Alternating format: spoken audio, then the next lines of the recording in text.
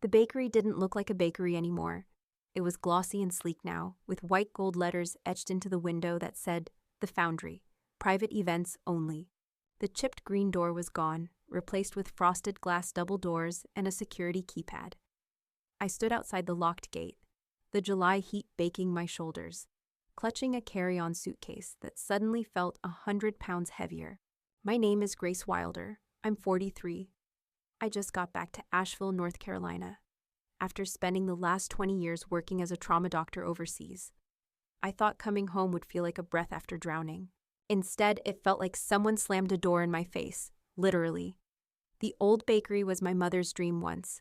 When I was a kid, it smelled like cinnamon and butter. I learned fractions here, breaking scones into halves. I bandaged my scraped knees behind the counter. We used to live in the apartment upstairs. It wasn't just a building, it was the heart of our family. Now it looked like it belonged in a wedding magazine. I stared through the gates, unsure of what to do. No one had told me they'd sold it. No one had even mentioned it was remodeled. I'd emailed my brother Calvin when I landed. No reply. So I came straight here, assuming someone, maybe my mom, maybe Calvin, would be glad to see me. I didn't expect the keypad. I didn't expect to find myself locked out of my own childhood. Then a black SUV pulled into the lot behind me. I turned around just as Calvin got out, wearing a pressed button-up and mirrored sunglasses. "Grace," he said, like he'd spotted a stranger loitering.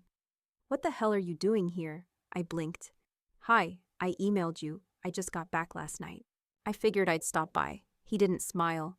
"You can't be here," I laughed awkwardly. "Can't be here. This was our home, Cal." He pulled out his phone and muttered something to someone through his Bluetooth headset. Then he looked at me like I was an issue to be resolved. "Security's on the way. You need to leave." "Security?" My voice cracked. "You're calling security on me?" He took off his sunglasses, and for the first time I saw it. He wasn't surprised to see me. He was angry. Cold. "You haven't been around for 20 years. You gave that up. This place is private property now." "What are you talking about?" "This building was in Mom's name, and mine." "Not anymore," he said, like it was obvious. "The Foundry is owned by me and Howard now." Howard, my mother's new husband, the one I hadn't even met yet. When was that decided? "You sold it without even telling me?" "No one sold anything. You weren't here. You didn't answer calls. You were off playing hero in war zones. So yeah, we moved on." "That building was mine too." Calvin's jaw tightened. "No, Grace. It was Mom's. She put it in a trust with Howard. I managed the business. You have no claim." I stared at him. I'd survived collapsed clinics in earthquake zones. I'd sewn up wounds under candlelight. But standing in front of my baby brother while he called security to throw me off what used to be our home, that shattered me in a way no battlefield ever had. "I just wanted to come home," I whispered. He didn't flinch. "There is no home here for you." And then he walked inside, leaving me standing behind the gate as the bakery doors closed without a sound.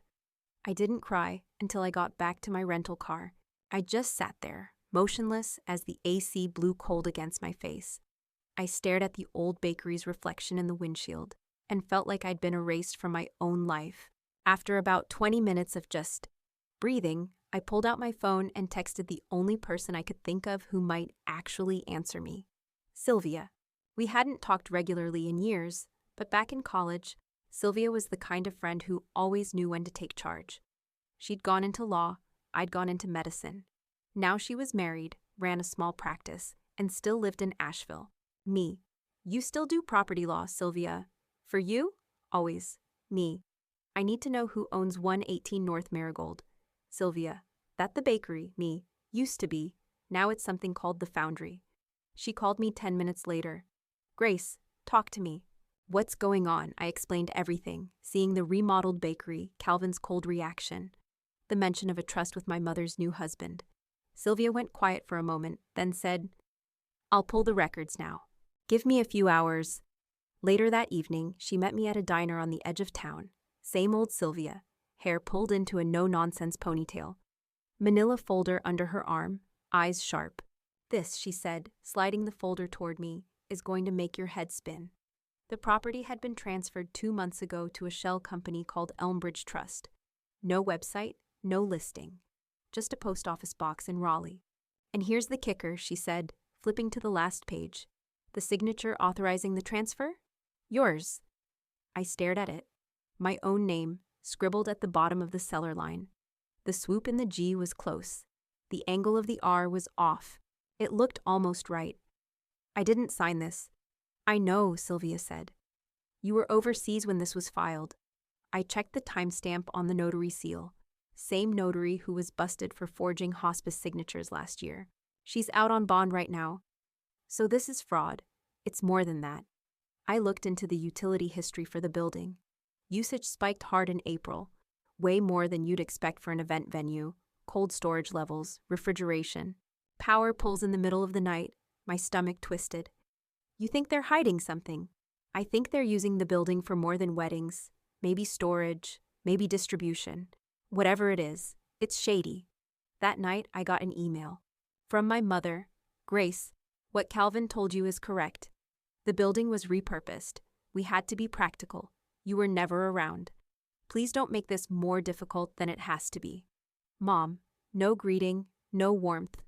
Just cold lines on a screen. You were never around. I closed the laptop gently, then sat in silence for a long time. She hadn't asked where I'd been. She hadn't asked if I was safe. She hadn't even asked how I was. I'd come back expecting family. What I got instead was forgery, lies, and a mother who saw me as an inconvenience. But I wasn't going anywhere. It started with a note under my windshield wiper. I was leaving Sylvia's office late one night when I spotted it. A half-folded scrap of paper tucked beneath the wiper blade of my rental. I looked around the dark lot. Empty, still. The handwriting was rushed but legible. If you're the real Grace, meet me. Midnight. Behind the alley entrance, east side of the foundry. Don't bring anyone. Come alone. No signature. Just that. I should have ignored it. After everything that had already happened, the forged signature, the fake trust, I had every reason to walk away. But something about the way it was written, something about the quiet urgency of it, told me this wasn't a trap. It was a warning. So I went. The alley behind the bakery was narrow and dimly lit. A single flickering light buzzed above the back door. I stood in the shadows, watching, waiting. Midnight came and went. At 12:11, someone stepped from the darkness. Grace, the man said. He was tall, lean, dressed in old jeans and a work shirt. Grease on his hands, but his stance wasn't casual. Military, I realized instantly. Shoulders square, eyes always scanning. Who are you? I asked. Tobias, he said. Used to do engine rebuilds for your dad back in the day. Now I fix HVACs and security panels. For buildings like this one. He jerked his chin toward the back door of the foundry. I watched you grow up in that bakery. You used to fall asleep on the flour sacks. I'd walk in and your mom would say, "Shh, Grace is out like a light." Something about his voice made me believe him. He wasn't here to lie. I've been watching this place, he said. For months. It doesn't operate like a wedding venue. He reached into his pocket and pulled out a small flash drive. Footage from my alley cam. I installed it when they started renovating. I've seen unmarked trucks coming in after midnight. No labels. No plates, just boxes. What kind of boxes? Couldn't say, but they're careful. Always gloved. No talking. Your brother-in-law? He's there every time, and the guy giving him instructions. It's Howard. Your mother's husband. I felt a chill crawl up my spine. What kind of instructions? Tobias glanced over his shoulder. Last night I got audio from a portable mic. I don't have the full feed. It cuts off early, but I caught this part. He took out a small handheld recorder, clicked play, and I heard it. She's back. I told you this might happen. You said she was gone for good. If she finds out, sever the tie. I don't care how. My blood turned cold. Sever the tie. He wasn't talking about a property dispute.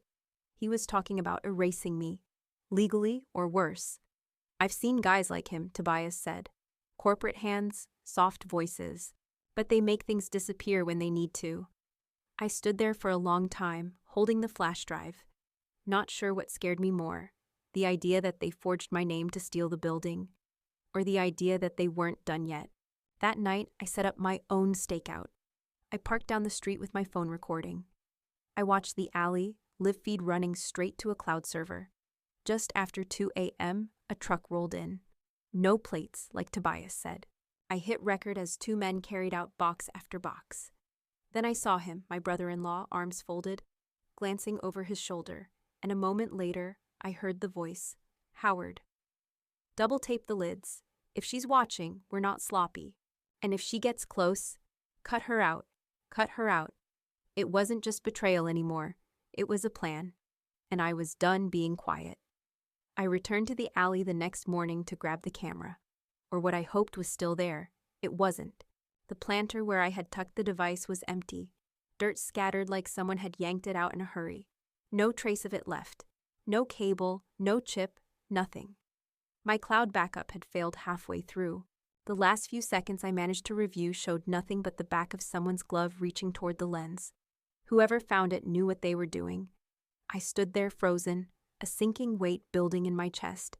It wasn't just the loss of evidence, it was the realization that they were onto me. And they weren't being subtle anymore. By the time I got back to the car, a text was already waiting. No number, no name, just, "Nice recording, doctor. Still think you're the stable one?" I wonder what your medical board would say about your 2006 psych eval. Trauma rotation, wasn't it? Bit of a breakdown, if I recall. My hands trembled as I set the phone down. They dug into my past. My lowest point. I was 24, fresh into rotations in a war-torn clinic, barely sleeping, barely functioning. The military medic in charge had flagged me for compassion fatigue, and I'd been ordered into a temporary eval. It was short-lived. I recovered, finished med school, served 2 decades after that.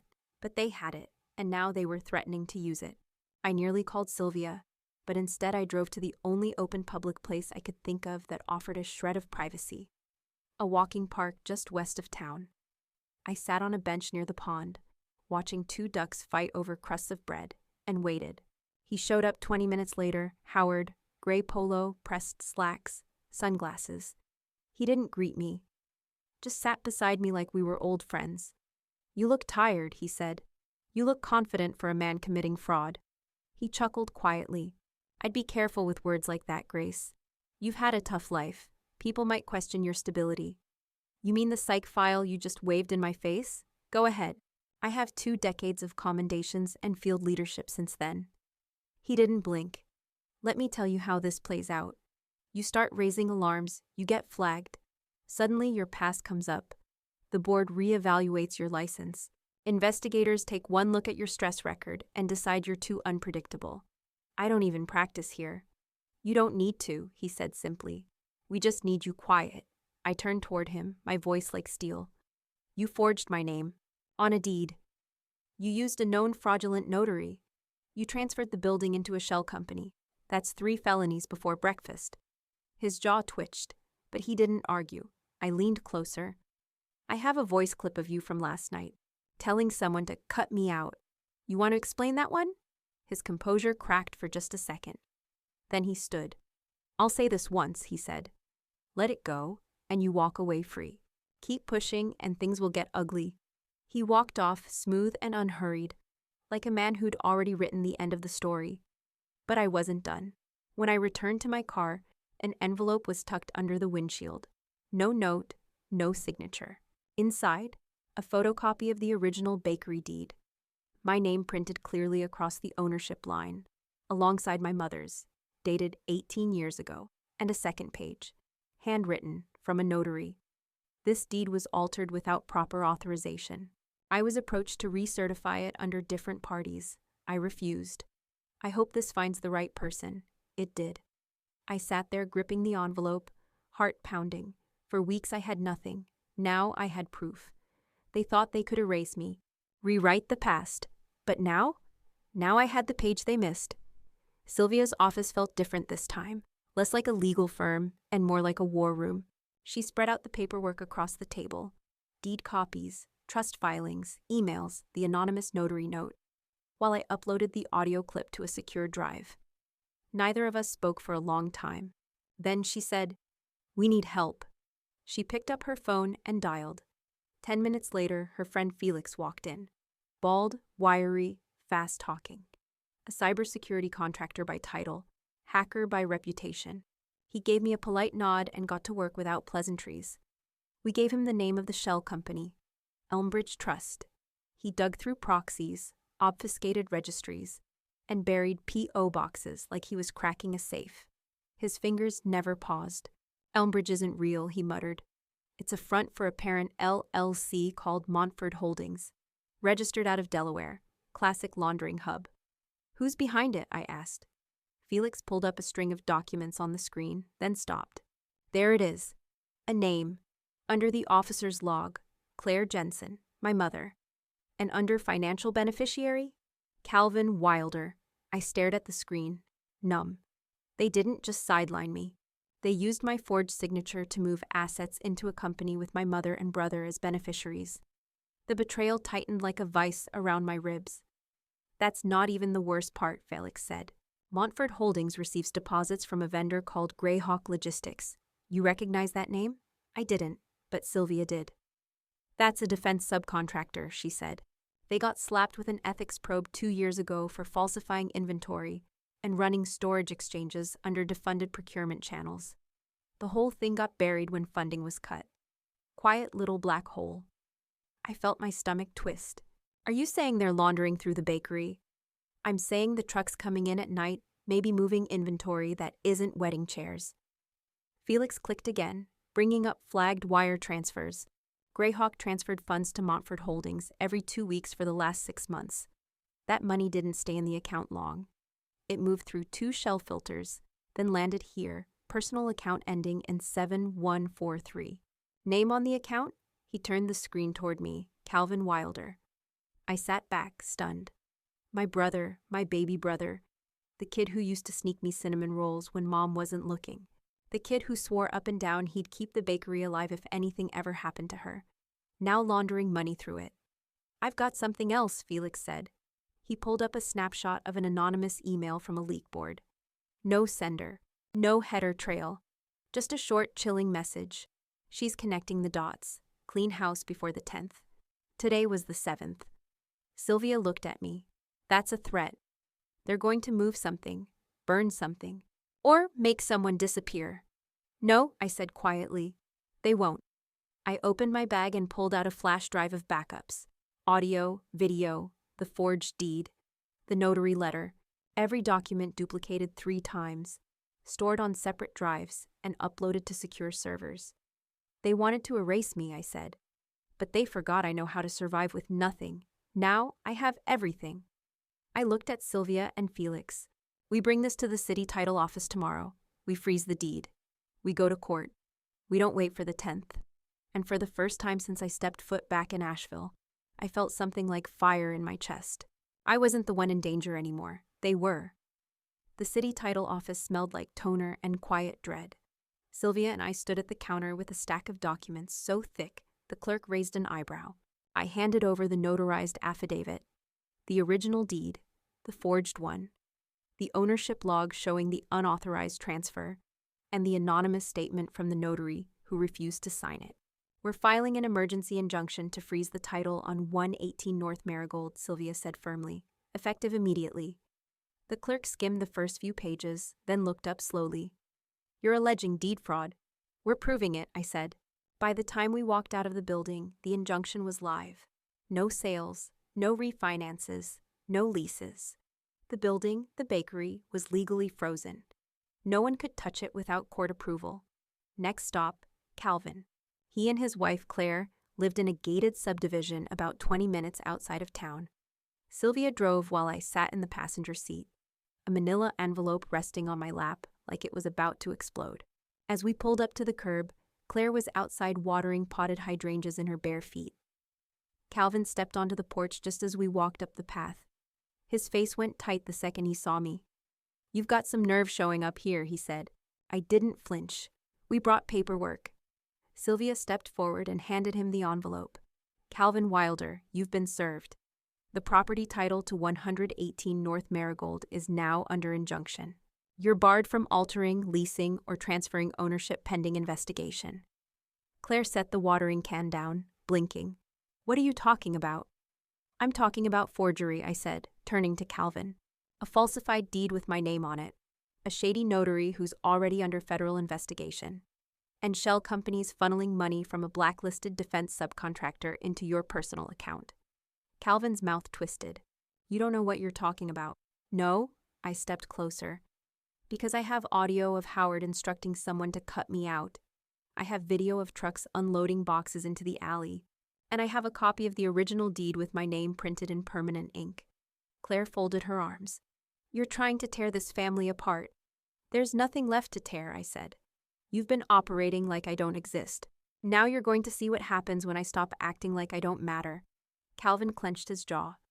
You think you're so clever, pulling this stunt. No, I said evenly. I think I've had enough. I spent 20 years in war zones cleaning up other people's messes. You think you can scare me with lawyers and fake trusts. I've walked through bombed-out hospitals barefoot. I know how to fight quietly.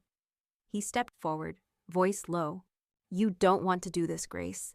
I met his eyes. You already made that choice when you forged my name. We turned and walked back to the car. Sylvia started the engine in silence. After a few minutes, she said, You know this isn't the end, right? I stared straight ahead.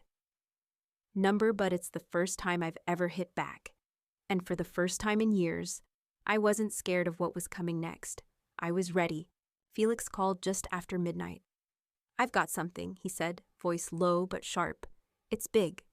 I grabbed my keys and drove straight to Sylvia's office. By the time I got there, the conference room lights were already on.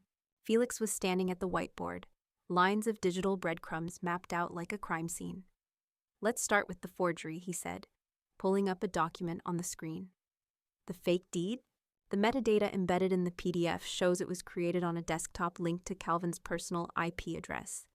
I verified it through his old business filings. He didn't even try to cover his tracks. Sylvia leaned in, so we can tie the forged transfer directly to him. Not just that, Felix said. One of the shell companies, Montford Holdings, filed a batch of procurement documents under a now-defunct federal supply number. Most of them are gibberish, but one matches a military requisition code used in Southeast Field hospitals about 6 years ago. My stomach dropped. I remember that code, I said quietly. That was from a scandal we had in Dar es Salaam. We lost inventory that month. They blamed theft from the ground crew. Well, Felix said, some of that missing inventory reappeared. On a manifest submitted through Montford, items were digitally relabeled and sold back to a logistics firm here. That firm is contracted through Greyhawk.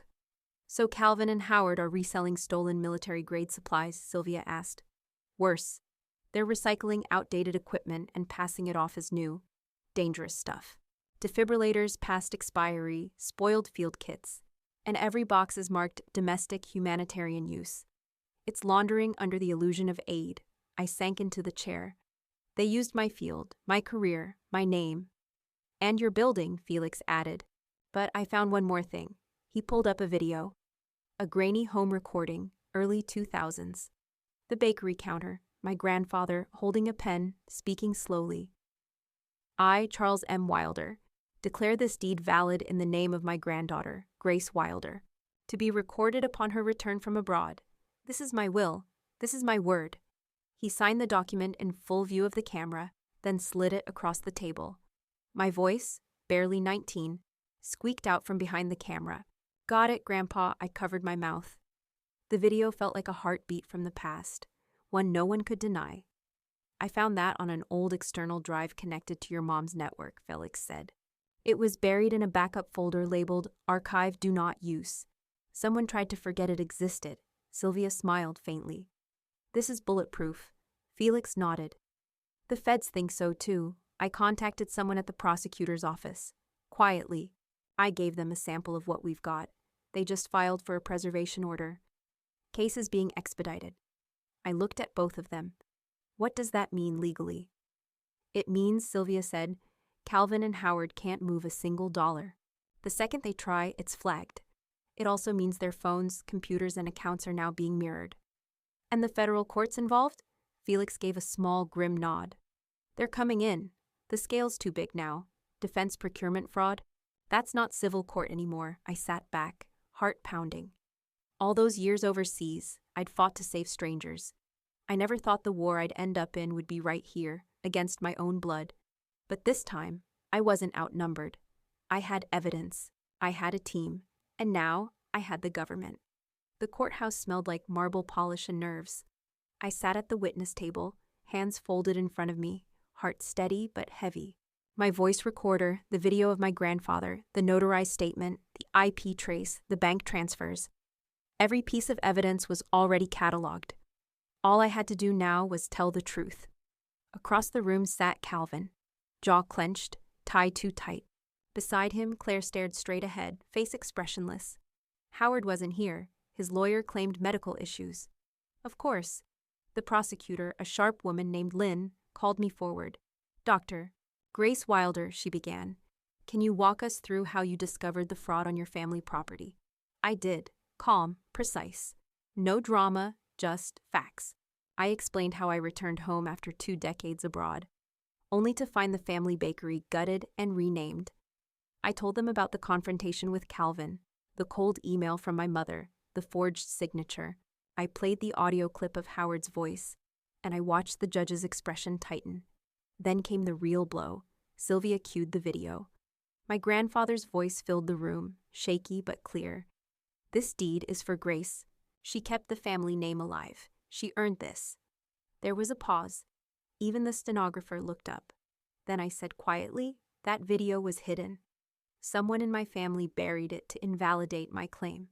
I've spent my life in crisis zones helping strangers, and I came home thinking maybe, for once, I'd be the one welcomed. Instead, they tried to erase me.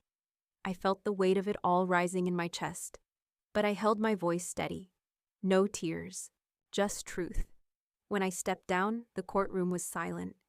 The defense lawyer stammered something about family misunderstanding and miscommunication between trust managers, but it didn't land. The evidence had been too clean, too damning. Judge Rosenthal didn't waste words. "This court finds sufficient cause to uphold the emergency injunction. All related accounts and property are frozen pending trial. All motions to dismiss are denied." The gavel hit like a door slamming shut. As the room emptied, I saw her, my mother. She sat in the back, alone, lips pursed tight, hands folded like she was praying. We locked eyes. She didn't speak. She didn't smile. She didn't cry. She just sat there like a stranger at someone else's funeral. I walked past her without a word. Outside, the sun hit my face like heat I hadn't felt in years. The air was bright, the street buzzing. The courthouse steps were swarmed with reporters, but none of them mattered, not anymore, because I wasn't there for their story. I was finally living mine. The fallout came fast.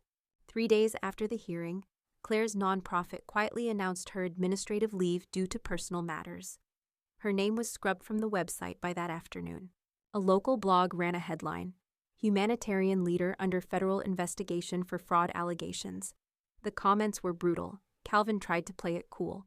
But when a leaked video showed him shouting into a phone outside a restaurant, face red, tie loosened, screaming, "You don't know what she's capable of," the calm, polished image he'd built collapsed like a bad card trick. The video went viral on a local subreddit titled "Asheville's Angriest Nepo Baby." I watched the chaos unfold like I was on the outside of a fire, warm but untouched. The injunction froze their accounts, but it also triggered secondary investigations, tax audits, contractor verifications, zoning reviews. The moment you pull one thread in a dirty trust like Elmbridge, the whole thing unravels. They weren't just losing a building anymore, they were losing control. That same week, a letter arrived at Sylvia's office, handwritten, no return address. Inside was a folded piece of paper. The handwriting was shaky. "Grace, I knew. I always knew. But I didn't say anything because I didn't want to choose sides. I thought staying quiet was keeping the peace. I realize now it was just cowardice. I'm sorry. MT. Margaret Tiller, my mother's friend from childhood. She used to babysit me and Calvin when we were little. I hadn't thought of her in years." Sylvia raised an eyebrow as she read it. Quiet guilt from the sidelines. "Seems to be a theme." I nodded but didn't say anything. The letter didn't make me feel better. If anything, it made the silence that much louder. Then the judge called a closed hearing to discuss assets. Calvin and Claire showed up, faces pale, lawyers exhausted. Howard didn't appear again. His doctor filed a statement claiming persistent cardiac stress. No one bought it, but no one needed him anymore. The paper trail had already convicted him. When the judge declared that all financial assets tied to Montfort Holdings and Elmbridge Trust were to remain frozen pending further criminal charges, Calvin's face cracked. Not anger, fear. For the first time, he wasn't performing for anyone. No one to bluff. No PR rep to clean things up. Just a man sitting in a courtroom realizing he'd gambled everything on a lie and lost. That night, my phone rang. Blocked number. I answered, expecting a robocall. Instead, I heard one thing. A voice I hadn't heard in over a year. Grace, my mother whispered. Just my name, not I'm sorry, not I was wrong. Just one word, trembling at the edge of something too late to fix. I didn't say anything back. I waited 5 seconds. Then I hung up, because regret whispered into a phone doesn't fix a forged deed. It doesn't rebuild a home someone else gutted. And it doesn't undo the years I spent wondering if coming back had ever been the right choice. The empire they built without me was falling brick by brick. And I was still standing. The final court session was held in a federal courtroom with tall ceilings and no patience for excuses. I sat on the bench behind the prosecution table, not as a plaintiff anymore, but as a witness to justice. The judge read the sentencing in a voice that made no room for sympathy. Claire Jensen, 18 months for wire fraud and conspiracy. Calvin Wilder, 3 years for financial fraud, forgery, and misappropriation of federal goods.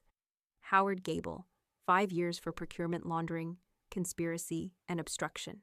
None of them spoke. Claire stared down at her lap. Calvin clenched his jaw so tight I thought it might snap. Howard wasn't even present, just a screen showing his silent, weary face from a hospital bed.